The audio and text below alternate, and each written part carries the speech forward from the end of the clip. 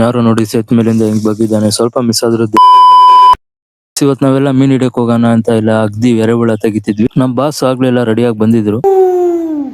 ನನ್ ತಮ್ಮ ಆಗ್ಲೇ ಮೀನ್ ಹಿಡಿಯಕ್ಕೆಲ್ಲ ಸ್ಟಿಕ್ ಎಲ್ಲ ರೆಡಿ ಮಾಡ್ಕೊಂಡಿದ್ದ. ಅಲ್ಲಿಂದ ಸೀದಾ ಡೀಸೆಲ್ ಬಂಕ್ ಹತ್ರ ಬಂದು ಪೆಟ್ರೋಲ್ ಹಾಕಿಸ್ಕೊಂಡ್ವಿ. ಅಲ್ಲಿಂದ ನಾವು ಸೀದಾ ಪೆಟ್ರೋಲ್ ಹತ್ರ ಮೀನ್ ಹಿಡಿಯೋ ಸ್ಪಾಟಿಗೆ ಬಂದ್ವಿ. ಇವ್ರು ಉಮೇಶ್ ಅಣ್ಣ ಆ ಜಾಗಕ್ಕೆ ಬೇಗ ಬಂದು ಇವ್ರು ಯಾವಾಗ ಬರ್ತಾರ ಅಂತ ವೇಟ್ ಮಾಡ್ತಿದ್ರು. ನಿಮ್ಮನ್ನ ತಡೆದಿರುವವರು ಯಾರು? ಜಾಸ್ತಿ ಟೈಮ್ ವೇಸ್ಟ್ ಮಾಡೋದ್ ಬೇಡ ಅಂತ ಆ ಜಾಗಕ್ಕೆ ಹೋಗ್ತಾ ಇದ್ವಿ. ಫ್ರೆಂಡ್ಸ್ ಇವರೆಲ್ಲ ನಾನ್ ಕೊಟ್ಟಿದ್ದ ಐಡಿಯಾದಿಂದ ನದಿನ ಆರಾಮಾಗಿ ದಾಟ್ಕೊಂಡು ಹೋಗ್ತಿದ್ದಾರೆ. ನಮ್ ಬ್ರದರ್ ಬಂದ್ ಕುತ್ಕೊಂಡಿದ ತಕ್ಷಣ ಒಂದ್ ಮೀನ್ ಹಿಡಿದ್ಬಿಟ್ರು. ಆ ಮೀನು ಎಷ್ಟು ದೊಡ್ಡದಿತ್ತಂದ್ರೆ ನನ್ಗೆ ಎತ್ತಕ್ ಆಗ್ತಿರ್ಲಿಲ್ಲ.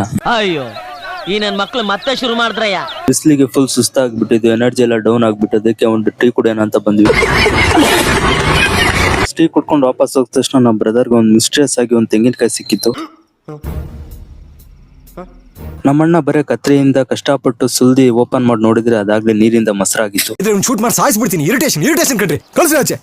ನಮಗೆ ಕೆರೆಯಲ್ಲಿ ಮೀನು ಸಿಕ್ಕಿಲ್ಲ, ಕಾಯಲ್ಲಿ ನೀರು ಸಿಕ್ಕಿಲ್ಲ. ನನ್ನ ವಿಡಿಯೋ ಇಷ್ಟ ಆಗಿದ್ರೆ ಲೈಕ್, ಫಾಲೋ, ಶೇರ್ ಮಾಡಿ ಫ್ರೆಂಡ್ಸ್.